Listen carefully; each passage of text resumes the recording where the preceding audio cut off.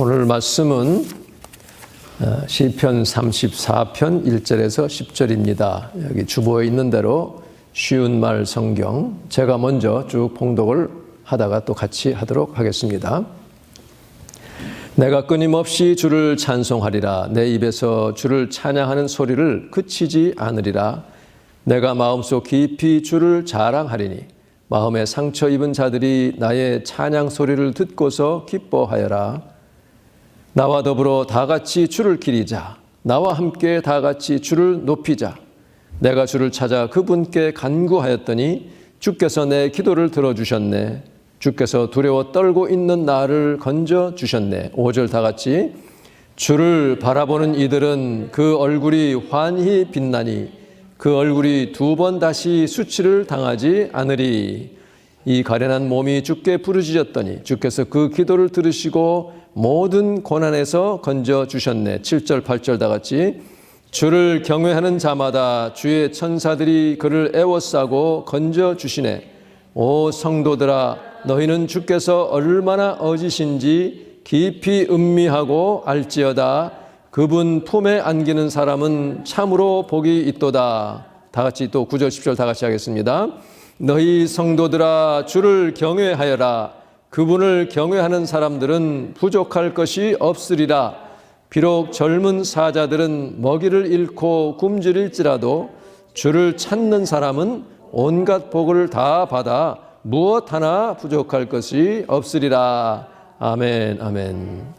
9절에 보면 주를 경외하는 사람들은 부족할 것이 없으리라. 여호와는 나의 목자시니 내게 부족함이 없으리로다.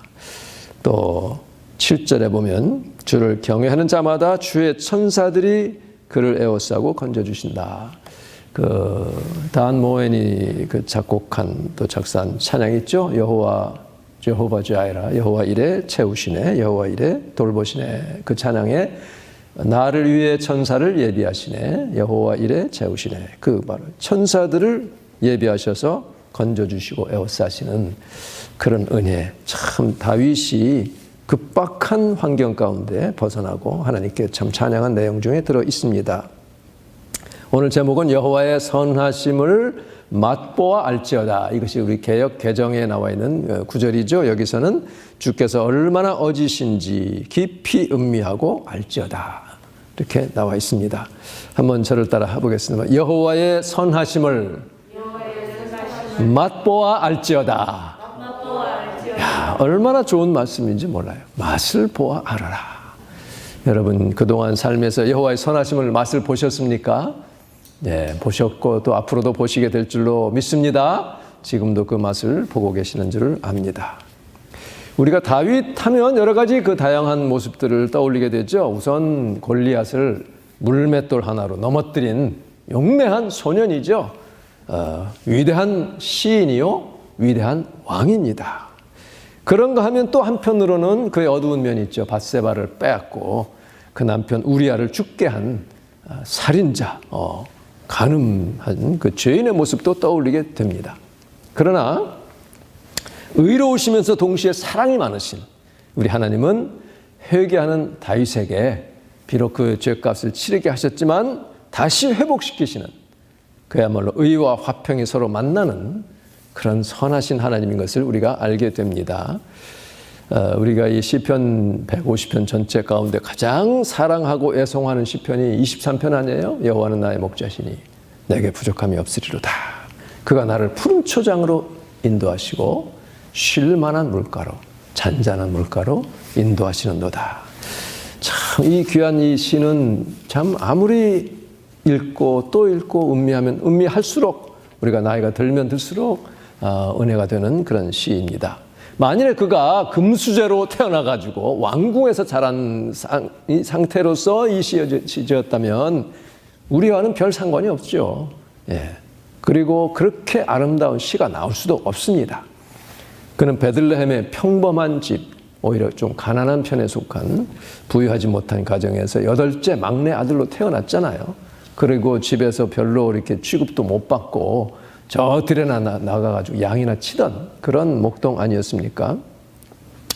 그곳에서 그는 더위와 추위와 싸우며 또 맹수와 더불어 싸워야 했던 그런 다윗이었죠. 마치 예수님 오셨을 때 들판에서 한밤중에 양을 지키다가 이렇게 그 빛을 만났던 목동들과 같은 그런 처지였죠. 그러다가 왕이 되기까지 그 기간 동안 얼마나 많은 고통과 위험한 경지를 건너왔습니까? 그런 자로서 지은 시기 때문에 모든 계층의 사람들이 지금도 애송하는 그런 찬양입니다. 그러니까 우리도 정말 참 하나님께 찬양하고 감사하는 것은 편안하고 모든 일이 잘 될 때 올리는 것보다는 환난과 곤고를 겪으면서 그런 가운데서도 하나님의 은혜를 찬양하는 그 찬양, 그 시가 정말 주님 앞에 값진 것이고 또 사람들에게도 이게 절실하게 다가오는 것이죠. 그래서 이 시편 23편이나 오늘 본문 34편의 이 찬양과 감사는 참 귀한 고백이 아닐 수가 없습니다. 제가 미국 처음 와가지고 참 놀란 것 중에 하나가 뭐냐면 미국 사람들은 참 긍정적이에요. 무슨 막 답답한 일, 막 갑자기 길이 막히고 줄 서야 되고 하는 그런 것에서도 웃어요 그냥. 웃고 인터뷰하는 거 보면 뭐 이렇게 됐네요 하면서 껄껄대고 웃는 것을 봅니다. 물론 이제 아주 급박하고 너무나 비참한 그런 경우를 제외하고는 그런 여유 있는 그런 모습들이 기독교적인 배경 때문에 그런 게 아닌가 그런 생각도 하게 됩니다. 이 다윗의 범죄와 회복에 대해서 아까 말씀을 나눴는데요. 하나님의 그 엄위한 의로우심, 정말 엄위하죠. 동시에 하나님의 그 사랑과 용서의 측면이 참 그에게서 나타납니다. 우리 삶에서도 참 많이 나타나죠. 그래서 하나님은 정말 엄위하신 가운데서도 그 선하신 모습을 보여주시는 정말 좋으신 하나님이십니다. 오늘 여러분 조금 제가 길게 할지도 모르겠어요. 마음을 그저 여유롭게 좀 가지시고 이렇게 좀 들으시기 바랍니다. 그렇다고 아주 길게는 하지 않겠고요. 저희가 97년 여름에 이제 캘리포니아 파사데나에서 공부를 마치고 사우스다코타 래피드시티, 그러니까 서남쪽에 있습니다. 사우스다코타. 거기 이제 근처에 대통령 바위 얼굴 있는 그 마운트 러시모어로 유명한 곳이죠. 거기에 이제 사역을 하러 가기 위해서 그동안 마음에 두었던 그 콜로라도 스프링스에 있는 월드 프레이어 센터와 뉴 라이프 처치를 한번 방문하고 가자. 그런 이제 마음을 가지고 캘리포니아에서 이제 그곳으로 갔어요. 거기가 월드 프레이어 센터가 어떤 곳이냐면 그 당시 그러니까 벌써 90년대 후반이니까요. 최고조에 달할 때입니다. 테드 해갈드 목사님이 뉴 라이프 처치를 세우고 또 월드 프레이어 센터, 세계 기도 센터죠. 세계에서 가장 크고 활발하게 이렇게 움직이던 그런 기도 센터입니다. 전 세계의 중보 기도 사역자들이 그것을 중심으로 사역을 하고 모여들기도 하고 큰 세미나도 막 개최하고 같은 그런 유명한 곳입니다. 그리고 그렇게 그 뉴 라이프 처치도 그 90년대 후반에 아주 정말 크게 성장했던 그런 교회죠. 그래서 처음에 한 20몇 명으로 시작했다가 거의 22년간을 테드 해갈드 목사님이 성장시켜서 몇만 명의 사람으로 이렇게 성장을 시켰던 그런 교회입니다. 그런데 그가 나중에 보니까 2006년에 크게 스캔들에 휘말립니다. 이 동성애 문제로 휘말려가지고 사임을 하게 되죠. 그런데 그 이후로 4년간의 회복 기간을 거칩니다. 2006년부터 2010년까지 이 4년간의 그 회복 기간을 거친 후에 2010년에 같은 콜로라도 스프링스의 세인트 제임스 처치를 개척해서 지금 또 활발하게 사역하고 있어요. 하나님이 그 다윗의 몰락을 다 지켜보신 그 후에 그를 회복시키셨죠. 왕위를 다시 회복시키셨습니다. 이 테드 목사님의 아내 게일 해갈드 사모는 나중에 그 괴로운 시절을 잘 견뎌내면서 남편 곁을 지킨 후에 왜 내가 남편 곁을 떠나지 않았는가? Why I Stayed 라는 책을 2010년에 썼어요. 그래서 뉴욕타임스 베스트셀러 목록에 들어가기도 했습니다. 그것을 보면서 야, 미국인들의 참 그 넓은 아량, 하나님의 은혜, 무엇보다도 그 당사자나 또 그를 회복시키기 위해서 모여드는 그 멘토들이 있어요. 목사님 주변에 있는 교회 지도자 그룹이 있습니다. 이분들이 그 테드 해가드 목사님을 완전히 둘러싸고 하나님 말씀을 따라서 집중적으로 그를 이제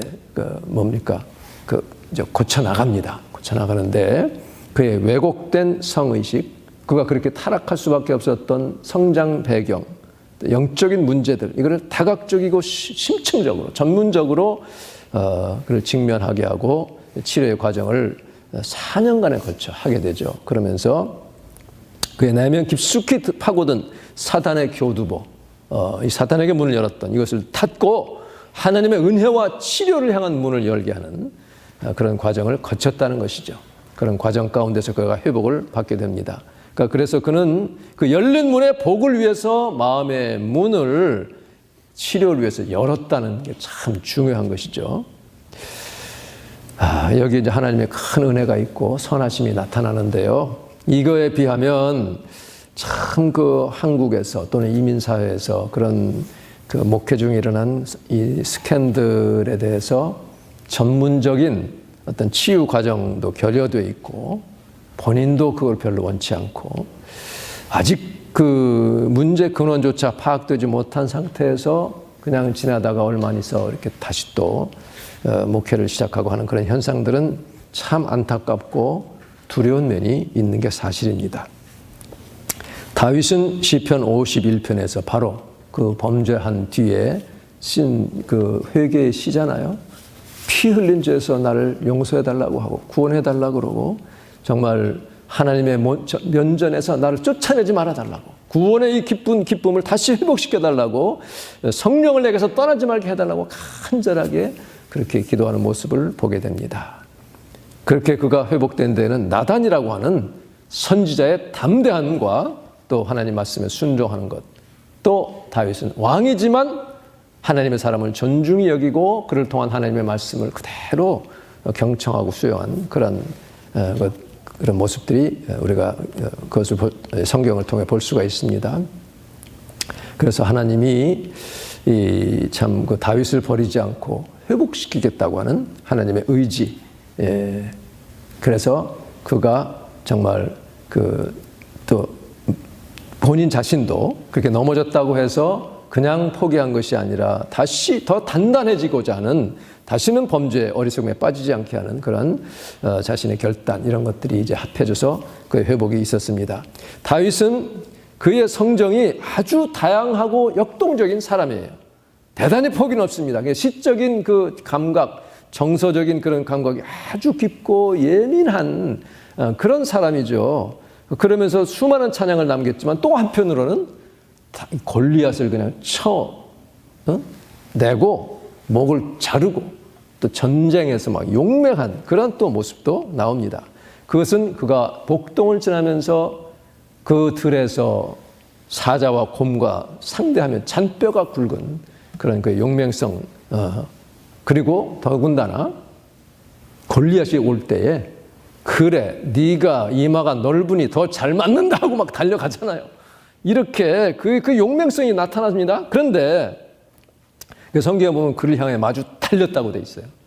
돌을 매기고 달렸는데, 그런데 여기에서 보면 시편 34편에 보면요, 그가 자기 목숨을 위하여 두려워 떠는 그런 모습들이 나옵니다. 그가 정말 이렇게 용맹한 다윗이지만 사울이 그를 죽이려고 추적을 하니까 그의 목숨을 부지하기 위해서 도망을 치죠. 도망치던 나머지 어떻게 됩니까? 사울의 경계를 벗어나서 그 블레셋의 왕 가드라는 곳에 아기스 왕에게로 그를 피신을 하게 되잖아요. 이 가드라는 곳은 GATH, 가스라는 곳인데 블레셋, 이스라엘의 적국인 블레셋의 5대 도시 중 하나입니다. 그래서 이제 시편 34편 그 서두에는 아비멜렉이라고, 블레셋 왕 아비멜렉이라고 되어 있어요. 그러니까 아비멜렉은 블레셋 왕의 일반적인 칭호고, 아기스라고 하는 것은 그 말하자면 가드의 그 왕의 이름입니다. 그래서 아기스의 이제 얘기로 갔는데 그 신하들이 다윗이 망명해 왔다는 이야기를 듣고 그 아기스에게 이제 막 얘기를 하는 겁니다. 저 친구 지네 땅에서 벌써 왕이 된 사람 아닙니까? 정보력이 있어요, 걔네들도. 그러니까 아직 사울이 왕으로 있지만 다윗이 이미 왕으로 기름 부음 받았다는 것을 어떻게 알고 있는 거예요. 왕 아닙니까? 더군다나 저자가 우리 장수 골리앗을 죽였고 사람들이 사울은 천천 죽였으나 다윗은 만만을 죽였던 그렇게 노래하는 저자가 아닙니까? 하고 이렇게 막 서로 수군대는 그 소리를 다윗이 들어요. 듣고는 두려움에 휩싸입니다. 아무리 멘탈이 강한 다윗이지만 이때는 정말 두려움에 휩싸이게 되는 것이죠. 그러니 엘리야 선지자도 마찬가지죠. 바알 선지자 450명을 한 칼에 죽였으나 그러나 이세벨이 너 죽인다 하는 소리를 듣고 무서워 도망하잖아요. 그러니 엘리야도 우리가 똑같은 본성을 가진 사람이요. 다윗도 똑같은 사람이에요. 그러니까 자랑할 것도 없고 또 그렇게 무서워했다고 두려워할 것도 부끄러워할 일도 없어요. 우리는 똑같이 인간입니다. 그러니까 주님이 성령으로 감싸주시고 이렇게 확 임하실 때는 두려움 없이 나가는데 어떤 때는 또 그러고 나면 너무 두려워서 덜덜 떨 수밖에 없는 게 우리 연약한 인간이에요. 그래서 우리는 하나님 앞에서 겸손하고 솔직한 게 제일입니다. 뭐 감추고 아닌 척하고 할 게 뭐가 있어요? 나는 주님 연약한 존재입니다 하고 주님 앞에 고백할 수밖에 없어요.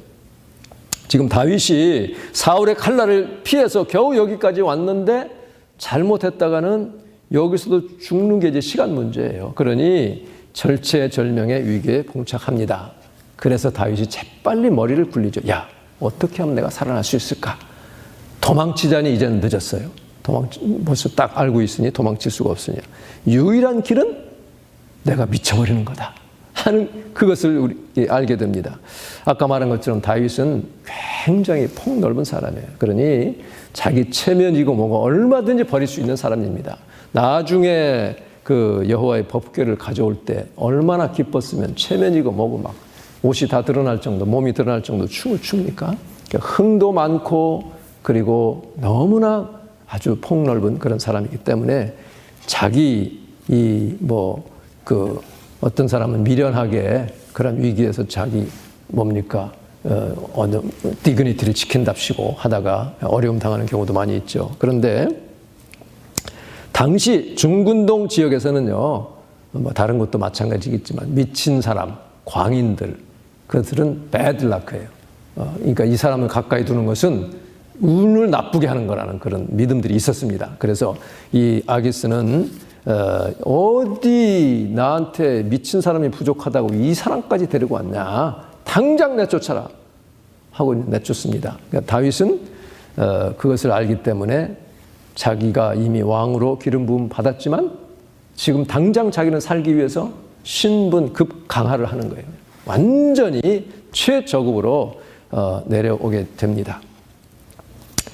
여기서 우리가 알아야 할 것이 있어요. 우리 인생의 위기를 만났을 때 내 개인적인 어떤 명예나 어떤 이런 것들은 주님 앞에 아무것도 아니에요.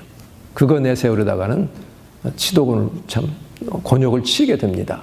때로는 하나님이 나를 더 낮추어서 그냥 땅속에 처박는 것 같은 그런 어려움에 빠질 때도 있어요. 내 잘못이든 내 잘못이 아니든 간에 아까 말한 그 테드 목사님도 얼마나 주변에서 뭐 비난과 이런 것들이 많았겠어요. 비판하고 비난하고 그분이 다른 사람도 아니고 아주 그 당시 복음주의 그 지도자 중에 아주 지도급이었어요. 복음주의 목사님들 중에 지도급에 속했고 그분이 쓴 책 Primary Purpose라는 그 책 제가 사서 읽었습니다. 그리고 거기 방문하기 전에 LA에 있을 때에 그분이 와서 강연하는 말하자면 스피치하는 걸 제가 듣고 참 감명도 받았는데 한 가지 걸리는 게 있었어요. 그게 뭐냐면 사도행전에 그 아나니아와 삽비라 그 얘기를 하면서 성경에 보면 그 아나니아와 삽비라가 자기 거 숨겼다가 거짓말했다가 그 자리에서 죽잖아요. 아나니아가 죽고 그 다음에 삽비라가 와서 또 죽은 줄 모르고 또 거짓말했다가 성령을 속인 죄로 그 자리에서 죽는데 그것을 뭐라고 선교를 했냐면 아나니아가 이렇게 와서 거짓말을 하니 하나님이 베드로를 통해서 그래 너는 이제 여기까지다 하고 하늘로 데려갔다는 거예요. 이상하다. 그게 성경 그렇게 말한 게 아닌데 하나님을 속였다고 그랬고 그래 또 삽비라도 그 사람 이렇게 하나님이 그냥 그 자리에서 본보기로 보여주고 또 데리고 가셔. 천국 갔다는 뜻으로 얘기를 하더라고요. 그게 참 의문이었습니다. 어쨌든 이렇게 그분이 그런 말할 수 없는 그런 부끄러움과 수치 이런 과정을 다 겪어내고 4년간의 그 치료의 과정을 거친 뒤에 회복하게 하신 것은 정말 하나님의 은혜요. 하나님의 선하심입니다. 우리가 참 살다가 그런 잘못을 저지를 수도 있고 그런 범죄할 수도 있는데 하나님은 우리를 너무나 사랑하셔서 참 회복시키는 좋으신 하나님인 것을 우리는 분명히 믿습니다. 다윗이 그래서 우리가 다윗이 하나님의 그 약속도 받았고 왕으로 기름 부음까지 받았지만 그러나 그는 그 편에 있어서 그것을 이루기까지 자기가 해야 될 일이 있었어요. 자기가 살아야 될 삶이 있었습니다. 그렇게 왕으로 기름 부음 받은 후에는 길이 열려진 것이 아니라 막혔고 쫓김을 받았고 죽음의 위협에 여러 번 처하게 됩니다. 그럴 때마다 다윗은 하나님을 의지하고 하나님은 선하신 분이다. 하나님은 나를 지켜주신다 하는 그런 믿음을 잃지 않았어요. 그래서 성경에 쭉 보면요. 시편 오늘 34편을 우리가 읽었는데 그 뒤에 56편에 보면 똑같은 상황에 시가 나옵니다. 그 똑같은 상황에 처해 있을 때에 이때는 빠져나가기 전입니다. 빠져나가기 전에 하나님 앞에 간구하는 그런 내용이 나와요. 4절에 보면 내가 하나님을 의지하고 그 말씀을 찬송하올지라 내가 하나님을 의지하였은즉 두려워하지 아니하리니 혈육을 가진 사람이 내게 어찌하리이까 하고 외칩니다. 왜냐하면 1절에 보면 하나님여 내게 은혜를 베푸소서 사람이 나를 삼키려고 종일 치며 압제하나이다. 그러니까 이 아기스의 부하들이 이제나 저제나 저놈 언제 잡아서 없애버릴까 하는 지금 그런 형편에 있는 거예요.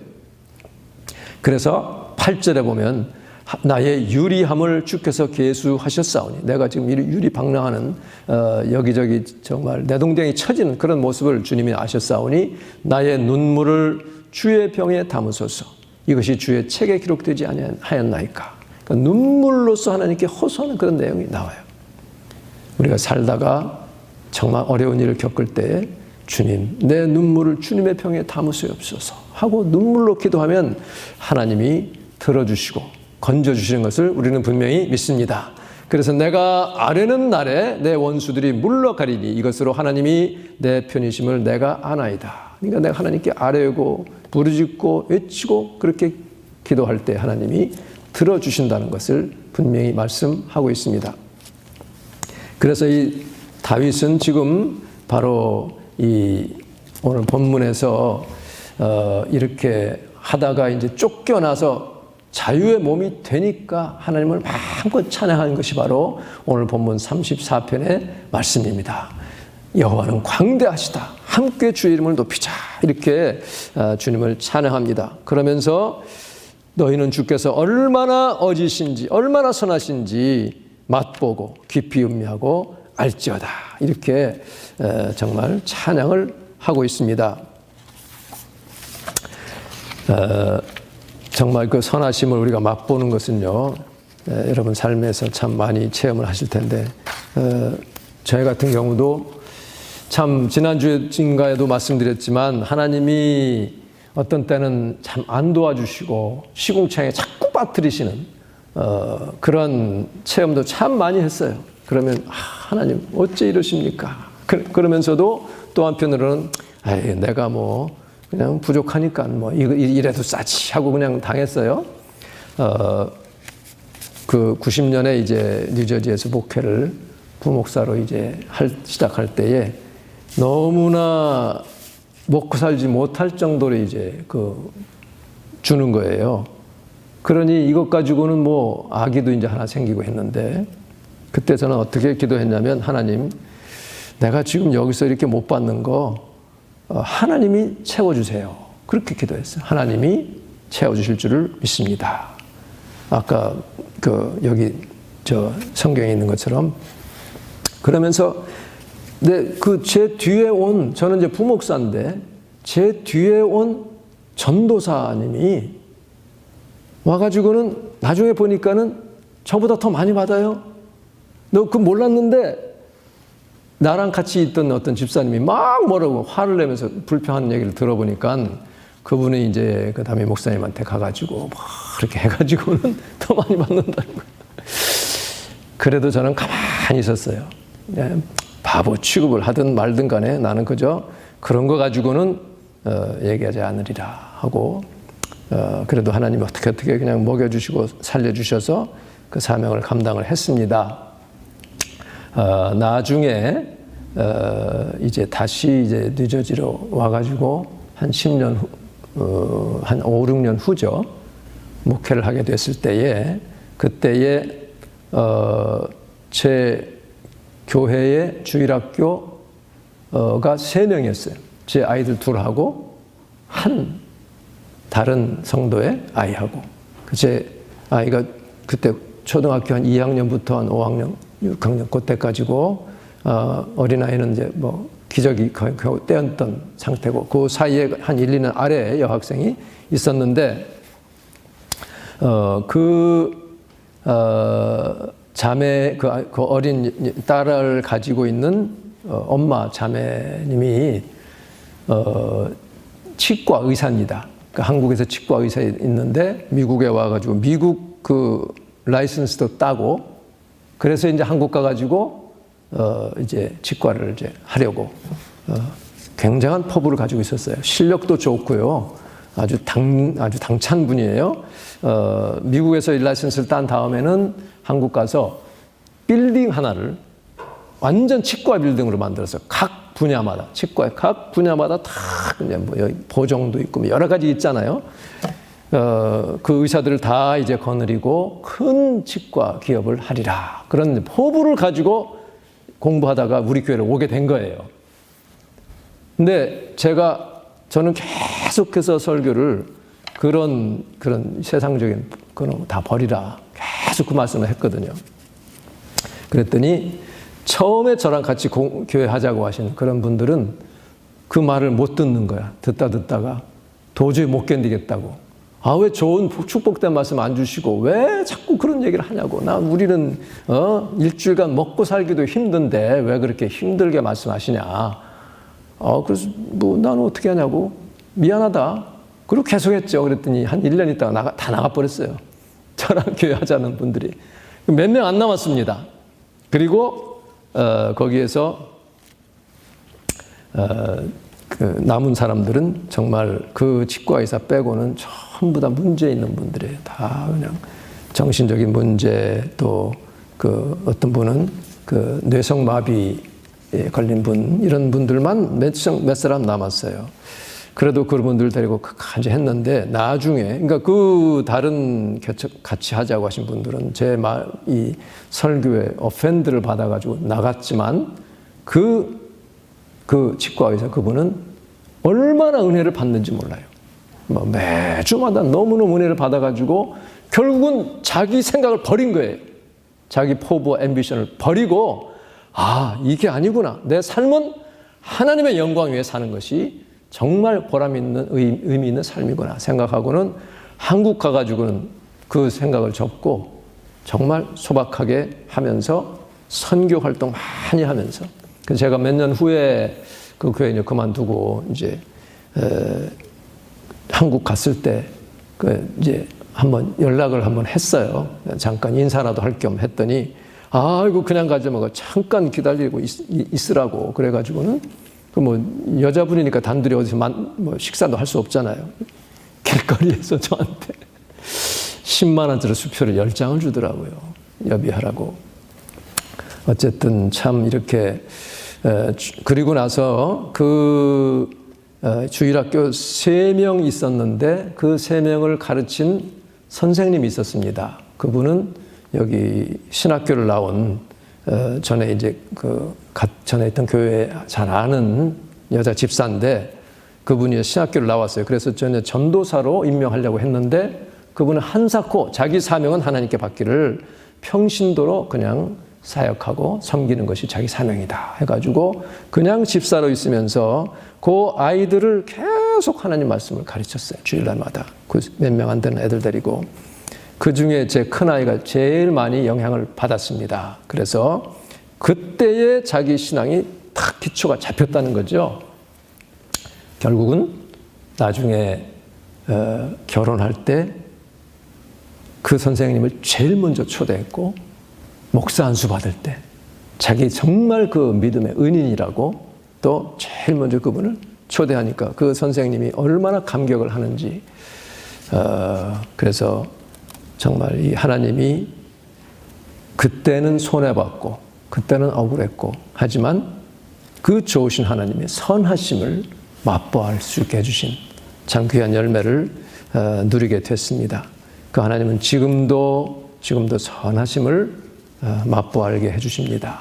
때로는 정말 내가 지금 고생스럽고 힘들고 아유 하나님 내 기도 안 들어주시나 이렇게 생각할 수도 있어요. 나를 사랑하지 않으시나. 그러나 그 다윗이 이 어려움 가운데서도 주님 의지하고 쫓겨다니는 그런 가운데서도 다윗은 항상 하나님 뜻 어기지 않으려고 얼마나 노력합니까?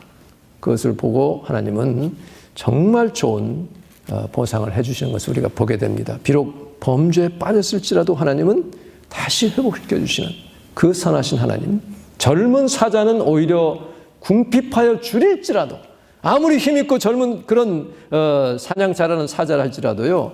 환경이 다 나빠지고 너무 오래 가물고 하면 먹을 게 없어요. 잡아먹을 게 없습니다. 그리고 사자가 아무리 걸음 빨라도 지구력이 없어요. 좀 쫓아가다가 그냥 지쳐버리잖아요. 그러면 허당치고 며칠 굶고 결국은 그런 젊은 사자도 나중에는 그냥 먹을 게 없으니까 생쥐 한 마리 잡아서 먹고 그리고 견딥니다. 그럴지라도 여기 뭐라 그래요? 여호와를 찾는 자는 모든 좋은 것에 궁핍함이 부족함이 없으리로다. 비록 젊은 사자들은 먹이를 잃고 굶주릴지라도 주를 찾는 사람은 온갖 복을 다 받아 무엇 하나 부족할 것이 없으리라 하는 참 이 다윗의 이 외침 그 고백을 들어보면 그가 풍부해서 지금 하는 게 아니잖아요. 정말 부족했고 두려웠고 그런 가운데서도 하나님이 자기를 살려주시고 또 참 넓은 길로 이렇게 인도하신 그것을 보면서 하나님을 찬양했습니다. 우리도 사는 가운데 많은 어려움도 있고 고난도 있고 두려움도 있고 그렇지만 내가 두려워 빠지는 것도 내 연약함을 주님 앞에 그저 고백할 수 있는 그러한 참 은혜요. 그런 가운데 주님 의지하면 하나님이 또 좋은 것으로 채워주시는 맛보아할 수 있는 그런 은혜가 있습니다. 여러분 삶에 그런 하나님의 은혜가 충만되기를 주님의 이름으로 축원합니다. 기도하겠습니다.